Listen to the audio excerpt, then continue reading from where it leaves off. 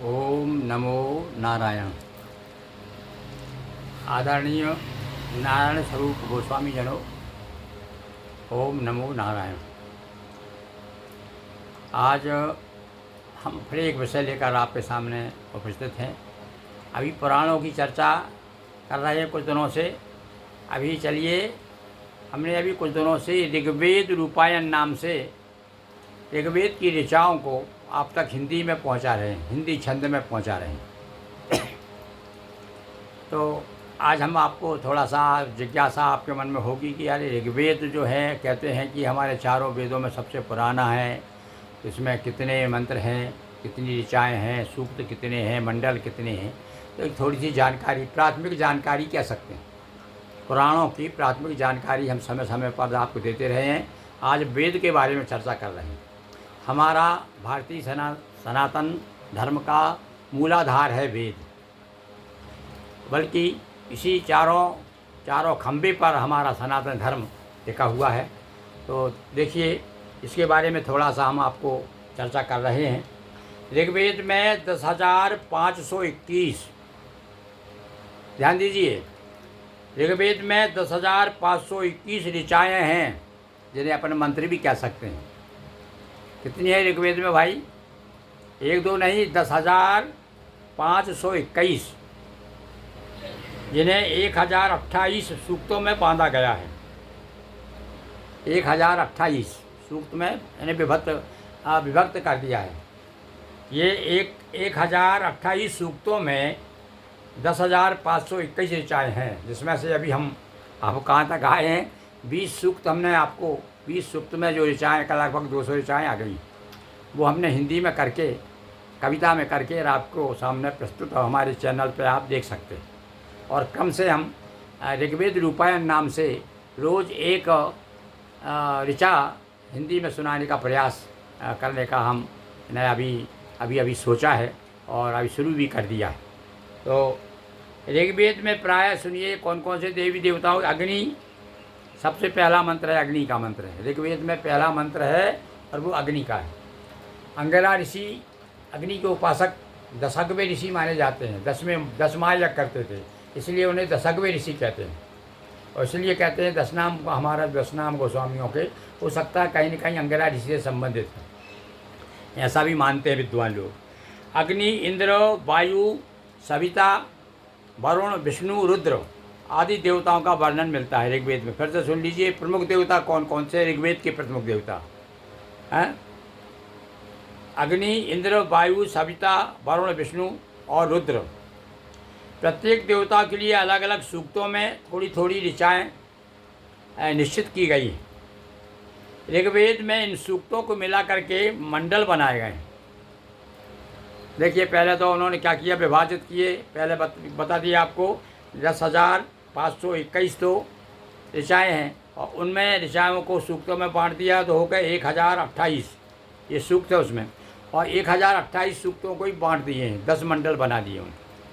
तो 10 मंडल में प्रथम जो मंडल है उसमें 191 सूक्त हैं।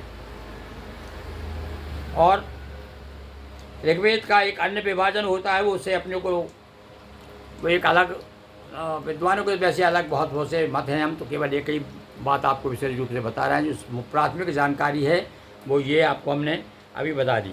इसके अलावा महर्षि कात्यायन ने अपने ग्रंथ ऋग्वेद में सर्वानुक्रमणी में इन नामों का उल्लेख करके ऋषियों के रचना क्रम की महत्ता को प्रकट किया है।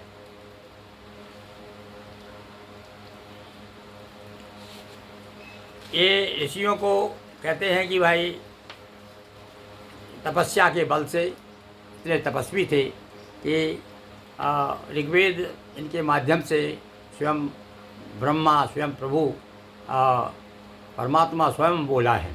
इसलिए कहा गया है कि ये भाई किसी मनुष्यों के द्वारा रचना नहीं है। अच्छा, देवताओं की ऋग्वेद के सभी मंत्रों में प्राय अग्नि, इंद्र, सूर्य, वायु, वरुण देवताओं की स्तुति की गई है। और ऋग्वेद के प्रथम मंडल में 191 सूक्त हैं और 1976 मंत्र हैं, यानी ऋचाएँ हैं। अभी हम केवल आपके सामने प्रथम मंडल को लेकर चल रहेंगे। तो प्रथम मंडल के बारे में आप समझ लीजिए प्रथम मंडल कब पूरा होगा अपना, जब 191 सूक्त हो जाएंगे। और एक सूक्त में किसी में 8, किसी में 10, किसी में 25 ऐसी ऋचाएँ दी गई। तो ऐसे ही मिला करके बताया इसमें कि 1976 और ऋचाएँ यानी मंत्र हम जब हिंदी में प्रस्तुत कर देंगे तब समझ लीजिए एक प्रथम मंडल संपूर्ण हुआ ऋग्वेद का। तो इस प्रकार से और 191 सूक्त है, तो 191 में से अभी केवल 21वां सूक्त चल रहा है अपना। अब चलिए हमने इतनी आपको चर्चा कर दी, तो आपको लगाए 21वां सूक्त तो सुनाएंगे। उसके पहले आपको एक 22वें सूक्त का देखता हूँ मैंने अभी तैयार किया कि नहीं किया।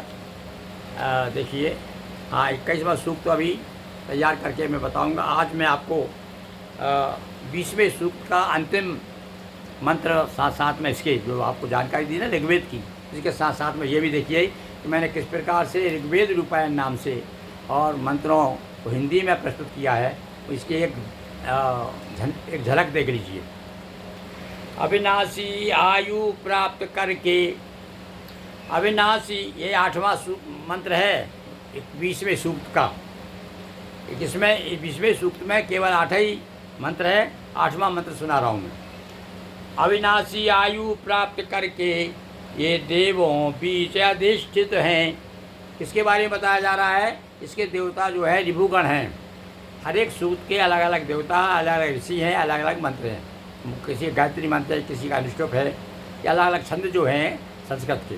तो सुनिए, अविनाशी आयु प्राप्त करके ये देवों बीच अधिष्ठित हैं, यज्ञों के भाग प्राप्त करने हित भी ये ऋभुगण चर्चित हैं। यज्ञों के भाग प्राप्त करने हित भी ये ऋभुगण चर्चित हैं।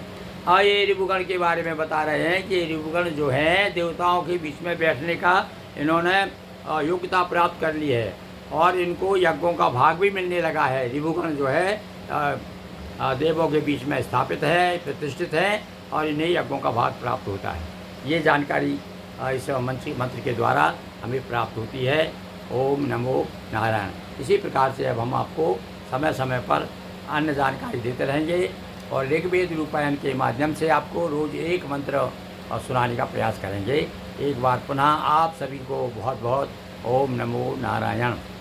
हाँ बंधुओं, इसके साथ साथ हमने अपने जातीय इतिहास के बारे में भी बहुत कुछ वीडियो बनाए हैं, उनको भी आप खोज करिए, देखिएगा। और साथ साथ में देखिए, आप सबका सहयोग है हमारे ऊपर। अप्रत्यक्ष कृपा मान रहा हूँ मैं, क्योंकि समाज की जो है, समाज भी कहा गया है ना, पंच परमेश्वर होते हैं और जाति गंगा गरीयसी, जाति भी जो है गंगा की तरह होती है। तो ये गंगा भी पवित्र करती है जीवन को।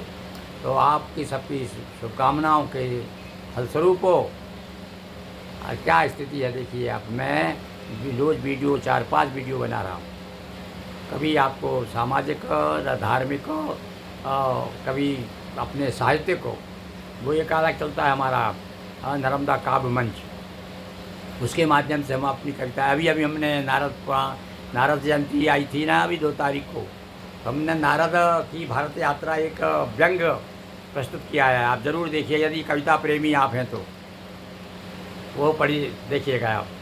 तो इस प्रकार से शिव पुराण हो अथवा देवी भागवत पुराण हो, विष्णु पुराण हो, नर्मदा पुराण, ये सारे पुराण भी आप हमारे चैनल पर, ये हमारे वीडियो गिरी मोहन गुरु टच करेंगे आपको बहुत कुछ देखने को मिलेगा।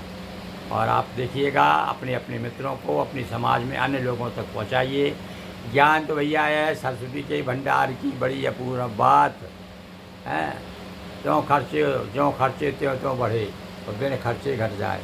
तो आप भी चाहते हैं तो ज़्यादा से ज़्यादा लोग खर्च करिए, आप भी सुनिए, किसी लोगों को भी सुनाइए, ज़्यादा से ज़्यादा लोगों तक पहुँचें और अपन लोग कम से कम परस्पर समीप आएँ। इस भावना के साथ सभी को ओम नमो नारायण।